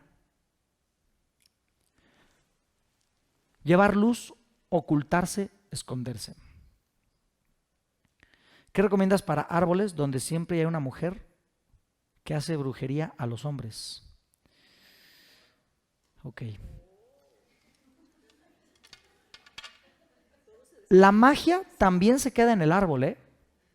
La magia también, hay árboles muy místicos. Normalmente, el místico y el actor van a salir en los árboles donde se requiere un catalizador que transmute muchas cosas. El actor lleva a través del psicodrama conflictos que al revelarlos se sanan, y el místico, a través de la modificación de la realidad, también hay una transmutación, ¿no? Entonces, yo recomendaría hacer un acto de sublimación. Si hay una ancestra que hizo brujería muy gacha, yo recomendaría que tú, como el actor de conciencia, bueno, tu mujer, Rosa, tú como actriz de la conciencia, aprendas algo místico y hagas rituales de sanación, de abundancia, de pagos simbólicos a la tierra. O sea, que tú te metas a la magia usándola con la otra polaridad. Gaby Hernández, uy, van 20 preguntas, pero bueno, unas son muy, muy interesantes. Espérame, ¿este es el mismo chat o es el chat de la otra sala? A ver, pásame ese, contesto esta. Uy, voy a contestar nada más una o dos, Gaby, porque mandaste como 15. ¿Qué pasa con todos los embarazos cuando son deseados y se decide abortar? ¿Qué pasa con todos los embarazos? Son deseados y se decide abortar. No entiendo tu pregunta. ¿Qué pasa con todos los embarazos? Son deseados y se decide abortar. Si son deseados, ¿por qué se decidiría abortar? En todo caso, serían espontáneos. Cuando tu profesión es lo místico y lo holístico, ¿qué representa estas profesiones en el árbol? El reparador. Venimos a ser reparadores, salvadores. ¿Verdad? ¿Cómo perdonas violaciones y pedofilia? Ya no quiero que se repita. Bueno, esa pregunta no te la puedo responder todavía porque el tema del perdón nos va a llevar un buen rato, mañana o el domingo, y el perdón tiene que ver con un estado de conciencia donde comprendes que no eres una víctima. Ahorita te lo estoy diciendo en 3 palabras y suena como que, ¿cómo que no soy la víctima, pendejo? Sí. O sea, lo entiendo, pero hay un nivel de percepción donde no eres la víctima, y como no eres la víctima, no hay nada que perdonar. Ahorita no lo podemos, o sea, no te lo puedo explicar en 5 minutos, nos vamos a echar un buen rato eso del perdón. Entonces te dejo esa pregunta pendiente. De entrada, si lo queremos pasar a algo muy físico, el perdón, es como que, güey, ¿cómo puedo odiar a un pedófilo o a un violador cuando ellos lo único que están haciendo es repetir una historia? No los exime de la culpa, pero su culpa no es enteramente de ellos. ¿Ok? Ahí hay un nivel de perdón, pero en un nivel más espiritual, realmente, bueno, no, de aquí me llevaría 1 hora. Mañana vamos a ver el tema del perdón. Dice, ¿cómo relacionas un rastreo de accidentes con esto? Ya sea con esta técnica o con alguna otra de las que te enseñas. ¿Cómo será el comando de rastreo? Pregunta Raúl Mariano. No comas ansias, papacito. Eso vamos a verlo mañana o el domingo. ¿Las marcas de nacimiento te vinculan de algún modo con los ancestros? ¿Lunares idénticos en los mismos lugares? Por supuesto que sí. Gio Jeremía. ¿Las marcas de nacimiento tienen que ver con tú en tus vidas pasadas o con temas del árbol donde hay afinidad de resonancia? Andera de la Riva Agüero. Tengo una coincidencia familiar, pero no cumplen los plazos de días. Mi madre murió 2 semanas antes de que naciera mi hija. Mi papá 2 semanas luego de que naciera mi sobrino, el hijo de mi hermana. Ahí significa que ni tu hija ni tu sobrino son yacientes de sus abuelos. No hay afinidad, no son yacientes. Qué bueno. Súper bien. La esquizofrenia se puede curar con esta técnica. La palabra curar es relativa. Todas las enfermedades son curables, pero no todos los enfermos se curan. ¿Por qué? Porque hay una serie de condiciones que vuelven más complicada una curación completa. El tiempo que la persona lleve enferma de eso, el nivel al que logramos alcanzar, las técnicas con las que nos apoyamos, si hay un tipo de bloqueo de curación o intención oculta o ganancia oculta, el estado energético de la persona, hasta su dieta tiene que ver. Entonces, te podría decir que es una posibilidad, pero no te puedo garantizar nada porque nadie puede garantizar nada de la salud de nadie. Entonces te puedo decir que cabe la posibilidad. De que se puede, se puede. De que se va a curar, quién sabe. Giselle Limón. Lo más fácil de curar es lo que se atiende más pronto. Giselle Limón, si se sanan a los abuelos, ya toda su descendencia está sanada. De lo que sanaron, sí. Todo conflicto, secreto, injusticia sanada, ya chingó a su madre. Teniendo en cuenta que el ejemplo de las raíces del árbol y las manzanas, si sanas a una nieta, sanas a sus ancestros, sí, es viceversa. Sanas acá, sanas acá, sanas acá, sanas allá. Gina Ontiveros, ¿hay que incluir el árbol los abortos inducidos también? Por supuesto, todo aborto, todo el que no incluamos en el árbol es un excluido y todo excluido va a intentar regresar al árbol. Entonces a todos se les tiene que dar su lugar para evitar que sigan manifestándose en la descendencia. Y se tiene que hacer el sepelio, entierro simbólico también. No es como que se tenga que hacer, pero en el 99% de los casos se hace o se debería de hacer por el tema del duelo bloqueado. Recordemos que la muerte de un hijo, sea inducido o no, es el dolor más grande de la biología. Por lo tanto, sería muy raro que una madre de forma intuitiva pudiera sanar y aceptar su duelo en armonía. Casi todos el 99% de los duelos de hijos son duelos bloqueados. ¿Por qué? Porque no hay dolor más grande. Eso me recuerda mucho un caso de una alumna que terminó atendiendo a la mamá del asesino de su hijo. Tráguense esa. Llegó la mamá en crisis porque es que mi hijo ya lo acaban de sentenciar y la chingada y va a estar toda su vida. No, sí, lo atendió. Un juicio que se tardó 1 año y pelo después del asesinato del hijo. Y de hecho creo que fue más tiempo porque de aquí a que lo agarraron y luego lo del juicio, el proceso, como 2 años después de que muere su hijo, ella atiende a la mamá en crisis del asesino de su hijo, ella sin saber que era la mamá del asesino. ¿Qué pasa cuando se cambia un apellido? Ah, bueno, sí, ya lo contesté. Hola. ¿Qué sucede si no tengo ninguna afinidad familiar? ¿Eso crees? ¿Qué pasa si no tienes ninguna afinidad familiar? Que te falta información, eso es lo que pasa. Claudia Mendoza, ¿cómo buscar para encontrar el por qué tantos pensamientos negativos como de muerte? Y cómo encontrar el por qué es una persona acumulador compulsivo drogadicto. Si es acumulador compulsivo drogadicto, bueno, debe tener una infancia muy complicada y seguramente trae ecos de no solamente una persona, debe traer varios. Posiblemente es hijo único, posiblemente tenga el nombre o un nombre compuesto de 2 miembros y sus fechas coincida con 2 o más miembros. Pensamientos negativos de muerte puede tener con varias razones. Yo soy yaciente de un muerto y murió en unas circunstancias y cercano a las circunstancias de su muerte, yo empiezo a pensar en mi propia muerte. Siempre los pensamientos suicidas, también la mayoría son transgeneracionales. Entonces, ¿cómo encontrar el por qué? Preguntando, y si no, rastreamos. ¿Cómo rastreamos? Lo vemos mañana pasado. Hipotiroidismo normalmente tiene que ver con los conflictos del tiempo. Quiero hacer que el tiempo se haga más lento. ¿Qué es hacer que el tiempo se haga más lento? No quiero que alguien se me muera y sé que va a morir porque está en proceso terminal o está muy viejito.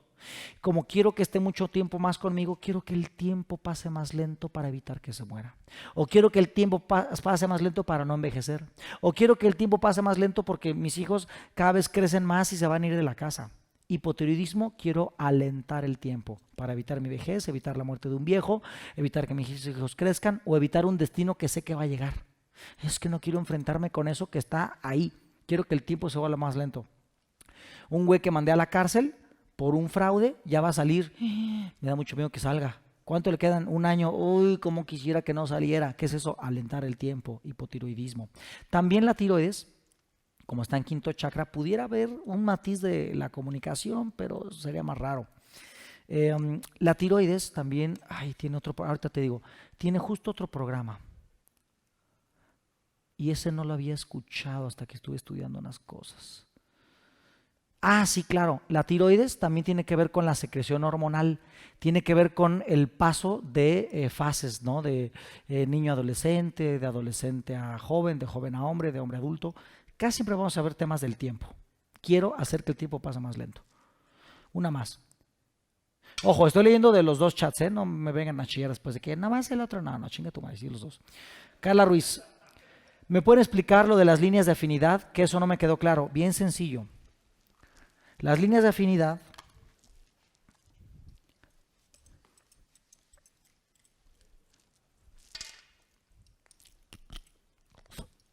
hace que estos son los meses del año. Enero, febrero, marzo, abril, mayo, junio, julio, agosto, septiembre, octubre, noviembre y diciembre. Estos meses son afines, zodiacalmente son los meses de signos cardinales.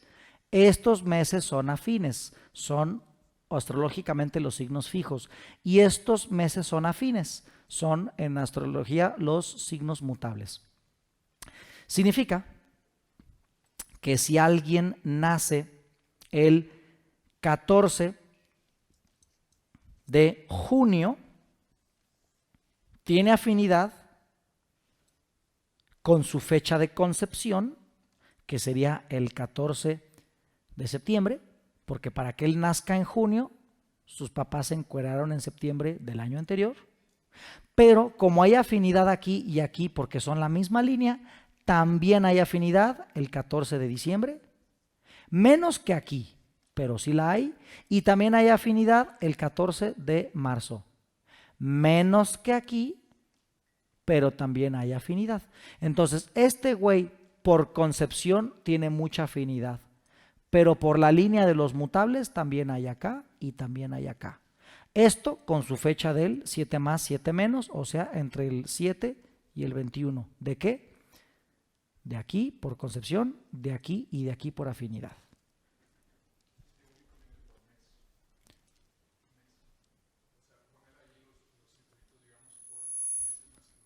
Sí. ¿Qué es eso? Sí.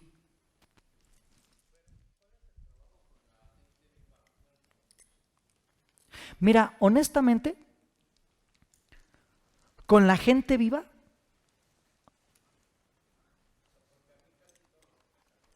¿están vivos? Bueno, ahí te toca hacer un análisis y aprovechando que están vivos, una investigación con ellos para preguntarles de su vida. ¿Cómo reaccionan ante temas financieros? ¿Qué onda con sus temas de pareja? ¿Cómo son sus relaciones constelacionales? Porque tú y ellos comparten fechas. Significa que el árbol los eligió a todos ustedes para resolver los mismos problemas. Entonces, ver cómo los ecos transgeneracionales les pegan a ellos, cómo a ti, si hay coincidencias para que tomes conciencia de ello y sueltes eso. Pero el principal trabajo es ver de hacia arriba, todos ustedes vivos, de quién están resolviendo los conflictos. Esa es la verdadera chamba. Entonces, con los vivos, preguntarles e interiorizar cosas que ellos te platiquen, pero el principal trabajo es con los muertos. Porque ellos son los que dejaron el conflicto pendiente donde todos ustedes resuenan. Ahí te va. Yo lo más que he visto en consulta es pareja, lana y enfermedades físicas. Esas son las tres cosas más típicas. Literalmente salud, dinero y amor. Dice, yo estoy casi segura que la hija de mi actual pareja es quien fuera mi mamá. Tenía esa impresión y luego me enteré que tienen la misma fecha de nacimiento.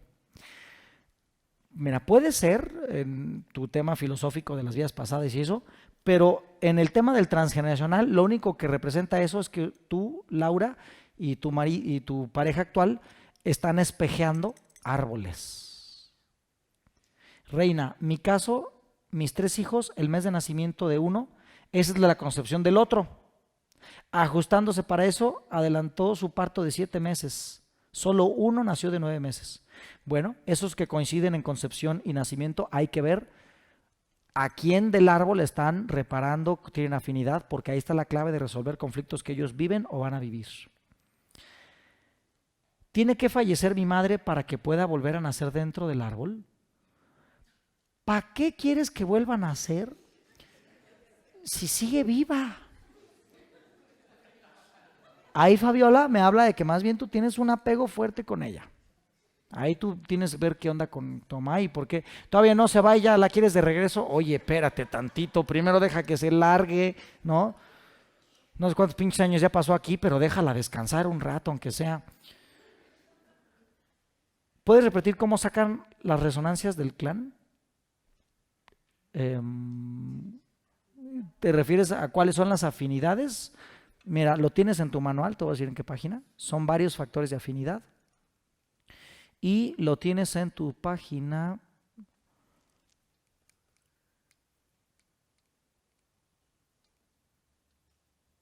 Factores de resonancia transgeneracional y es la página 4 editorial del manual.